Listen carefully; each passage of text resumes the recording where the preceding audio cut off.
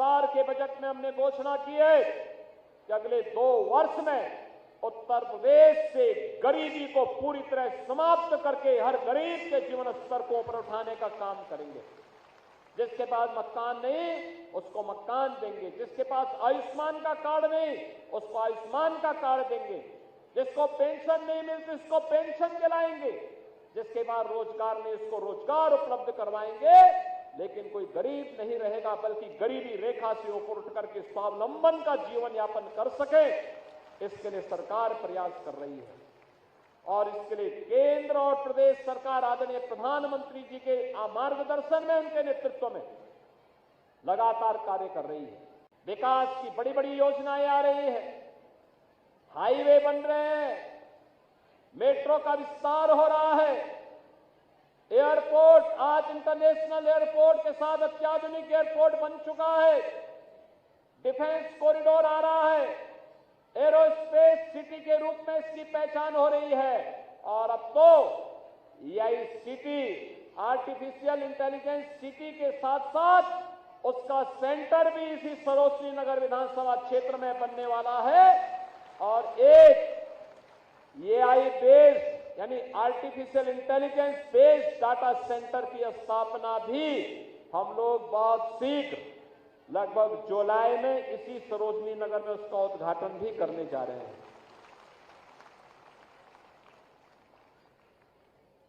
बहनों और भाइयों, विकास की एक सोच होती है।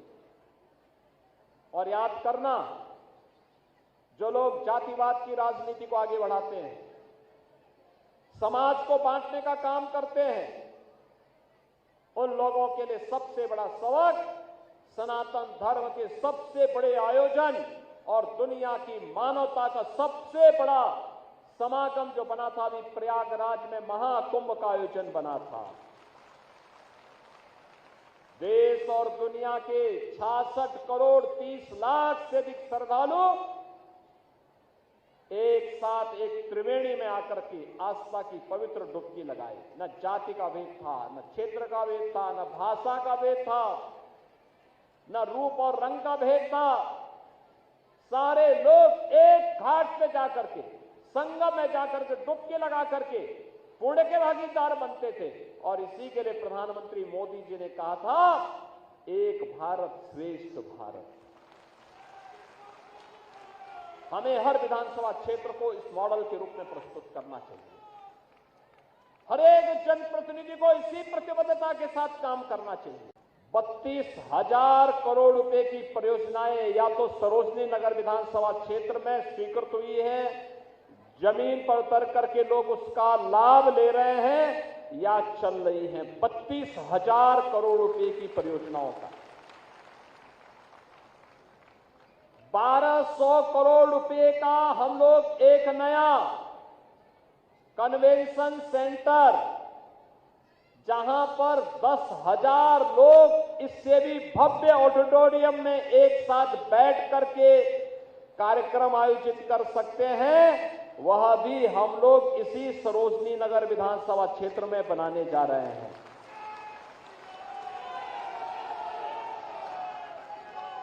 डिफेंस कॉरिडोर भी इसी विधानसभा क्षेत्र में बन रहा है।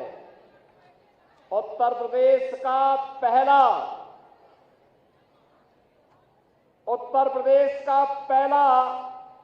फॉरेंसिक इंस्टीट्यूट, जो किसी भी आपराधिक घटना में अपराधी को पकड़ने में बड़ी भूमिका का निर्वहन कर सकता है और सजा दिलाने में भूमिका का निर्वहन कर सकता है, उसका निर्माण भी इसी सरोजनी नगर विधानसभा क्षेत्र में हुआ है। और SCPGI जैसा चिकित्सा संस्थान अब तक तो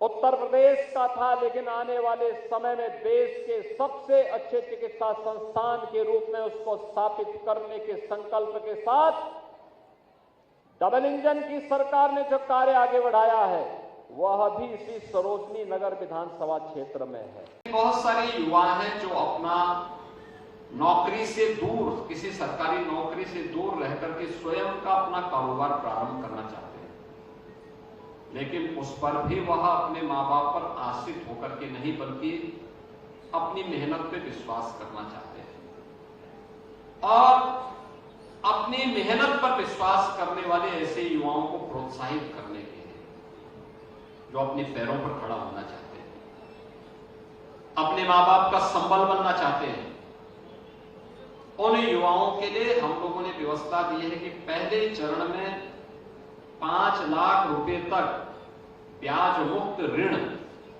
हम उन्हें उपलब्ध कराएंगे। यानी जो भी आपके द्वारा ऋण लिया जाएगा उसमें जो भी इंटरेस्ट होगा उस ऋण पर आने वाले ब्याज की पूरी राशि सरकार उसका भुगतान करेगी। 10% मार्जिन मनी आपको जमा करना पड़ेगा, सरकार भी आपको मार्जिन मनी उपलब्ध करवा रही है। अनुसूचित जाति, जनजाति, महिलाओं के लिए इसमें विशेष प्रावधान हम लोगों ने दिया हुआ है और इसलिए इस स्कीम का लाभ अधिक से अधिक मात्रा में लेना है। मुझे अच्छा लगा कि अभी जब मैं यहां पे आ रहा था तो यहां पर आने के पहले मैंने देखा है कि कैसे सीएम युवा उद्यमी स्कीम के अंतर्गत प्रदेश के युवाओं ने जो अब तक ऋण लेकर के अपना कारोबार प्रारंभ किया है, देखिए इतने ही कम समय में उन्होंने अपना कारोबार प्रारंभ किया है, वो सक्सेस स्टोरीज की जो कह सकते हैं वह बाहर प्रदर्शनी के माध्यम से भी आपको देखने को मिलेगा। इसमें मेरठ के भी हैं, गौतम बुद्ध नगर जनपद के भी हैं, सहारनपुर के भी हैं, शामली के भी हैं और उन लोगों ने ये साबित किया है कि युवा के लिए चुनौती नहीं होती। अगर सरकार उसके साथ खड़ी हो जाए तो हर चुनौती का सामना करते हुए वह अपना मार्ग प्रशस्त कर सकता है। उत्तर प्रदेश के युवाओं ने इस कार्य में अपने आप को आगे बढ़ाने का काम किया है। बहनों और भाइयों, ये नए भारत का नया उत्तर प्रदेश है। अभी हाल ही में आपने महाकुंभ प्रयागराज को देखा होगा। बहनों और भाइयों, इस बार तो तब भी आपको अन्य मार्गों से जाना पड़ा होगा, लेकिन अगली बार जब आप महाकुंभ या कुंभ के आयोजन में जाएंगे तब तक गंगा एक्सप्रेसवे बनकर के तैयार होगी और आपको हम लोग गंगा एक्सप्रेसवे आपको 2 कुंभ का दर्शन एक साथ कराएगी। आप यहां से जाएंगे तो प्रयागराज की दूरी कुल 8 घंटे में, 7 से 8 घंटे में आप तय कर देंगे। मेरठ से बैठे सुबह और 8 घंटे में प्रयागराज, संगम में डुबकी लगाई, बड़े हनुमान जी का दर्शन किया और फिर वहां से सीधे मेरठ वापस। यानी सुबह गए, देर शाम तक वापस। और हरिद्वार जाना हो तो गंगा एक्सप्रेसवे को हम हरिद्वार तक लेके जाने, हरिद्वार में कुंभ लगता है तो गंगा एक्सप्रेसवे 2 कुंभ नगरियों को जोड़ने का भी एक माध्यम बनने जा रही है।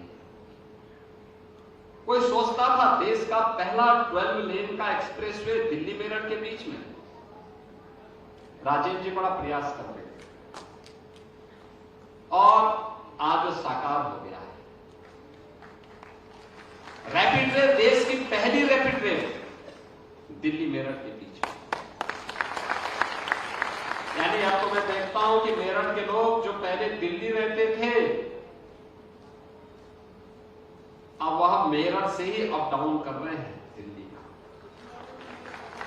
और बहुत सारे लोग, दिल्ली के लोग अब मेरठ में रहने के लिए मजबूर हो रहे हैं कि चलिए मेरठ में रहेंगे तो कुछ अच्छा होगा, क्योंकि अब तो आपके यहां सुरक्षा का कोई संकट भी नहीं, कानून व्यवस्था का भी कोई संकट नहीं, हर बेटी सुरक्षित है, हर व्यापारी सुरक्षित है, हर नौजवान सुरक्षित है। और इसलिए इस बेहतरीन माहौल में सरकार आज आपके साथ खड़ी है। देश के अंदर सोलर पॉलिसी को आगे बढ़ाते हुए नए नए उपाय प्रारंभ हुए और मुझे प्रसन्नता है कि उत्तर प्रदेश में 8 वर्ष पहले जो मात्र 267 मेगावाट सोलर एनर्जी बनती थी, आज ये बढ़कर के लगभग 5000 मेगावाट तक पहुंच चुकी है। और हम लोगों ने इसके लिए बुंदेलखंड क्षेत्र में एक बड़े कार्यक्रम को आगे बढ़ाने का कार्य भी किया है। अयोध्या में श्री राम जन्मभूमि में रामलला के विराजमान होने के साथ ही सूर्य वंश की राजधानी को देश की पहली सोलर सिटी के रूप में भी विकसित करने के एक बड़े कार्यक्रम को सरकार आगे बढ़ा रही है। उत्तर प्रदेश में जो संभावनाएं, उन संभावनाओं को आगे बढ़ाने के लिए उत्तर प्रदेश के साथ मिलकर के इस कार्यक्रम को आगे बढ़ाने के लिए अवाडा ग्रुप ने यहां दादरी में 1.5 gigawatt solar module manufacturing giga factory की स्थापना की है, जिसका आज अभी लोकार्पण का कार्यक्रम संपन्न हुआ है। और इसके साथ ही इकोटेक 16 में ग्रेटर नोएडा में 5 gigawatt integrated solar module manufacturing unit के आज ग्राउंड ब्रेकिंग का कार्यक्रम भी संपन्न हुआ है। मैं इसके लिए विनीत मित्तल जी को और उनकी पूरी टीम को हृदय से बधाई देता हूं। मुझे पूरा विश्वास है कि प्रधानमंत्री मोदी जी का जो विजन है, उस विजन के अनुरूप हम अब सोलर पैनल भी यहां बना पाएंगे। सोलर पैनल से जुड़े हुए जो सेल हैं, उनका मैन्युफैक्चरिंग भी उत्तर प्रदेश के अंदर हो पाएगा। और यह कार्य अभी मैंने फुल्ली ऑटोमेटेड इस 1.5 गीगावाट से जुड़ी हुई इस फैक्ट्री में हम लोगों ने देखा है कि कैसे सारा कार्य ऑटोमेटिक तरीके से सब संपन्न हो रहा है। और इसमें भी स्थानीय लोगों को रोजगार के ढेर सारे अवसर उपलब्ध हुए हैं। उत्तर प्रदेश की सोलर पॉलिसी है और उस पॉलिसी के अंतर्गत हम लोग इस प्रकार के कार्यक्रमों के लिए अपना इंसेंटिव भी वितरित कर रहे हैं। मुझे पूरा विश्वास है अवाडा ग्रुप का एक कार्यक्रम आगे बढ़ेगा और प्रधानमंत्री मोदी जी के विजन के अनुरूप 2070 के पहले ही क्लीन एंड ग्रीन एनर्जी के लक्ष्य को प्राप्त करने की दिशा में हम एक बड़ा कदम आगे बढ़ा पाएंगे। आज मुझे बहुत प्रसन्नता की अनुभूति हो रही है कि देश के यशस्वी प्रधानमंत्री से नरेंद्र मोदी जी के विजन कि 2070 में नेट जीरो के लक्ष्य को हमें प्राप्त करना है, तो उसके लिए क्लीन एंड ग्रीन एनर्जी को भारत के अंदर पैदा करने के एक बड़े अभियान को अपने हाथों में लेना होगा। और अवाडा ग्रुप ने उस चुनौती को स्वीकार किया और आज यहाँ पर हम लोग 1.5 gigawatt solar module manufacturing giga factory के उद्घाटन ता इकोटेक 16 ग्रेटर नोएडा में 5 gigawatt integrated solar module manufacturing unit के शिलान्यास कार्यक्रम में यहाँ पर उपस्थित हैं। मैं इसके लिए विनीत जी को और उनकी पूरी टीम को हृदय से बधाई देता हूँ। क्लीन और ग्रीन एनर्जी यह इस जीव सृष्टि की सबसे बड़ी आज आवश्यकता हो गई है। हम में से हर व्यक्ति पर्यावरण की चुनौतियों से जूझ रहा है। ये केवल ग्लोबल वार्मिंग की चुनौती मात्र नहीं है, बल्कि हमारे डे टू डे के कार्यों के दौरान भी हम इस बात का अनुभव करते हैं। आप देखते होंगे नवंबर दिसंबर में, जनवरी फरवरी में देश का एनसीआर का क्षेत्र एक गैस चैम्बर बन जाता है। हेल्थ इमरजेंसी लागू करनी पड़ती है। देश के किसी क्षेत्र में अतिवृष्टि का होना, कहीं अनावृष्टि का होना, ये सभी पर्यावरण असंतुलन के जो एक कारक हैं, कहीं ना कहीं इसके पीछे असंतुलित अनियोजित विकास एक कारण है। हमने विकास का जो पैमाना तैयार किया उसमें पहले से चले आ रहे उन संसाधनों को व्यवस्थित रूप से अगर हमने उसका उपयोग किया होता तो संभवतः यह विकराल दृष्टि नहीं होती। आजकल आप देख रहे होंगे यूरोप के कई देशों में बाढ़ आई है, सऊदी अरब में बाढ़ आई है, तमाम अन्य देश बाढ़ से पूरी तरह परेशान हैं। फ्रांस हो, जापान, आपके जापान है, स्पेन है, तमाम अन्य देश बुरी तरह प्रभावित हैं। ये सभी चीजें दिखाती हैं कि एक ग्लोबल वार्मिंग के उस दुष्परिणाम है जिसको झेलने के लिए हमें मजबूर होना पड़ रहा है। और यह दुनिया के सामने अगर यही रही तो खाद्यान्न का संकट खड़ा करेगा, अस्तित्व का संकट खड़ा करेगा, तमाम प्रकार की बीमारियों को जन्म देगा। और इसी को इंटरनेशनल सोलर अलायंस के माध्यम से आदरणीय प्रधानमंत्री जी ने देश के सामने एक लक्ष्य रखा कि 2070 तक हमें भारत को जीरो नेट के लक्ष्य को, कार्बन उत्सर्जन जीरो तक पहुंचाने के एक बड़े लक्ष्य को प्राप्त करना है। और इसकी शुरुआत अलग अलग फेजेस में हो रही है। इसमें उत्तर प्रदेश के अंदर 22,000 मेगावाट की सोलर एनर्जी के उत्पादन के बड़े लक्ष्य को हम लोगों ने अपने सामने रखा है।